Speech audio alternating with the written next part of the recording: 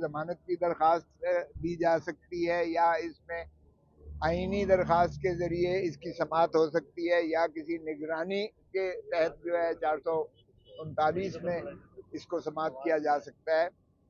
تو جسٹس عامر فاروق صاحب اور جسٹس جہانگیری صاحب کی بینچ نے اس میں یہ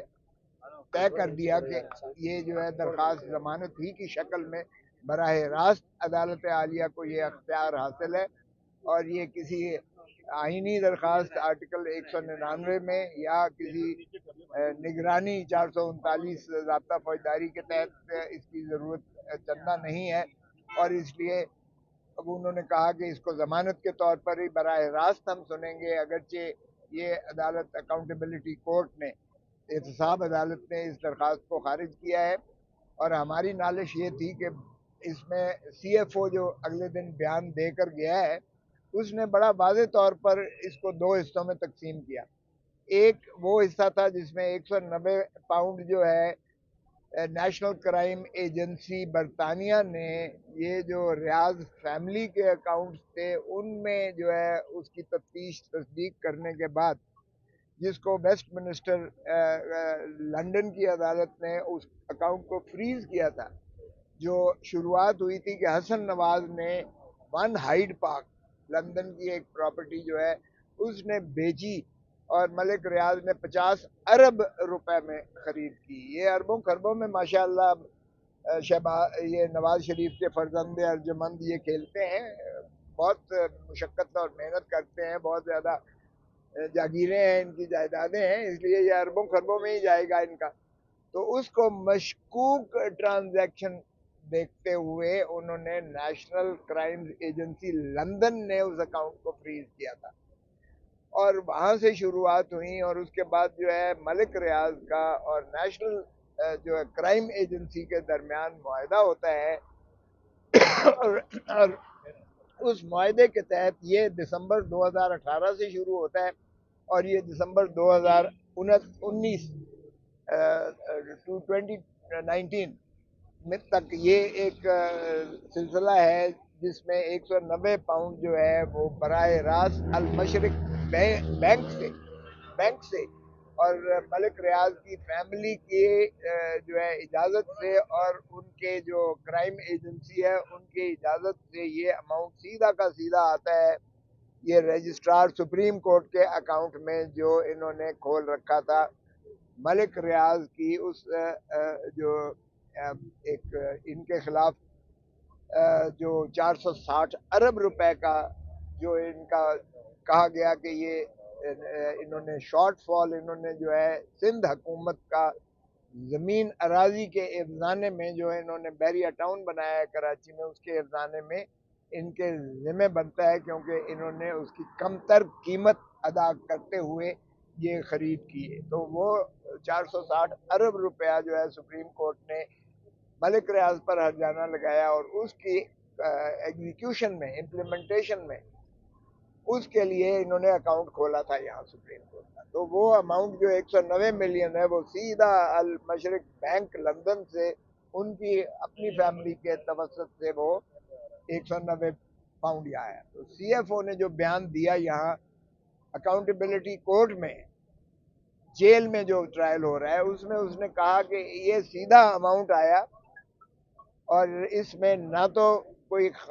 عمران خان صاحب کا جو ہے دخل عمل تھا، نہ ان کو ایک ڈھیلا بھی اور پائی بھی اس میں سے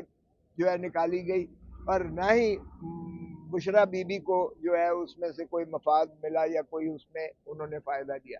ایک حصہ یہ تھا اس القادر یونیورسٹی کیس کا. دوسرا حصہ تھا کہ ملک ریاض نے 460 کنال سہاوے میں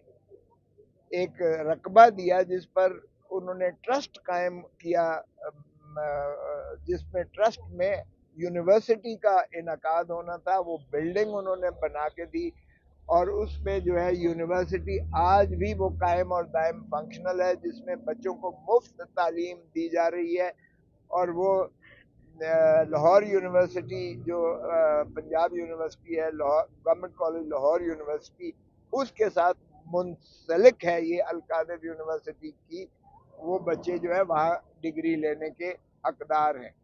تو وہ رقبہ میں بھی انہوں نے یہ بیان دیا جو سی ایف او پیش ہوا کہ اس میں بھی یہ ٹرسٹ کے ذمے ہے.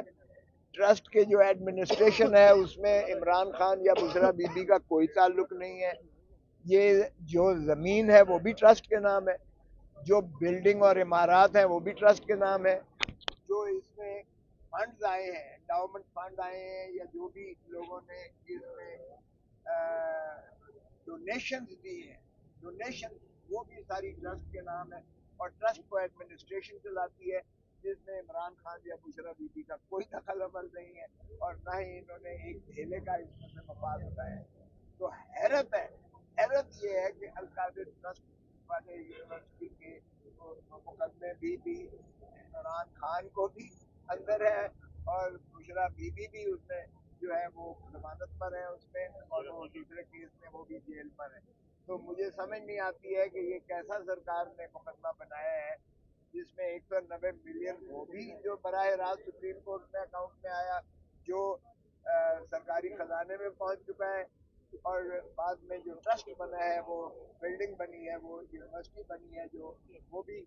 دستور ٹرسٹ اور ایڈمنسٹریشن کے نام ہے, جس میں سے نہ عمران خان نہ بشرا بی بی نے کوئی مفاد نہیں اٹھایا ہے. تو اس کی ضمانت کی آج درخواست کی. میں نے کہا کہ یہ تو سیدھا سیدھا کیس ہے, سن لیجیے گا. تو بار کیب یہ طے کرنے کے بعد پرسوں کے لیے اسے انہوں نے رکھا ہے, اور میں نے یہی کی ہے, ریکویسٹ کی ہے کہ میں نواز شریف تو نہیں ہوں, لیکن اگر تو میاں یا شریف کا نام ساتھ لگ جائے تو پھر تو 1 منٹ لگتی ہے اور پھر سیٹیں لگ جاتی ہیں سماعت کرنے میں, اور پھر ان کو جو ہے ریلیف ملتی ہے.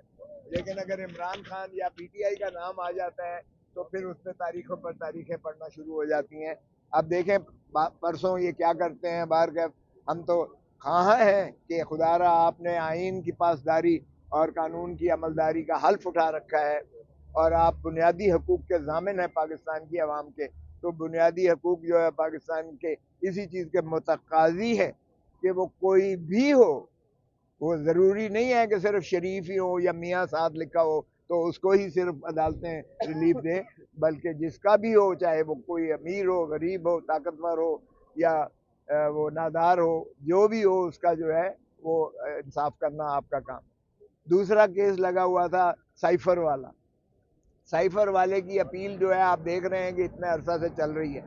اس میں بھی سلمان صفدر صاحب ابھی کھڑے ہی ہوئے ہیں, تو چیف صاحب کہنے لگے کہ میں نے سپریم کورٹ میں جانا ہے اور میٹنگ ہے ایک, اس لیے جو ہے آج نہیں ہو سکتا, تو وہ اس کو کل پہ ملتوی کیا گیا ہے. سائفر والا کیس بھی ظلم ہے, نہ تو سائفر کی جو ہے ڈاکیومنٹ کو پیش کیا گیا, سائفر فارن منسٹری میں بدستور موجود ہے, اس کا مندرجات اور متن کبھی پیش نہیں ہوا. آپ نے آبزرویشن سن لی, عدالت نے کہا کہ بھائی جس مدعا پر آپ نے ایک شخص کو سزا دی ہے وہ مدعا عدالت کے سامنے کبھی پیش ہی نہیں کیا گیا.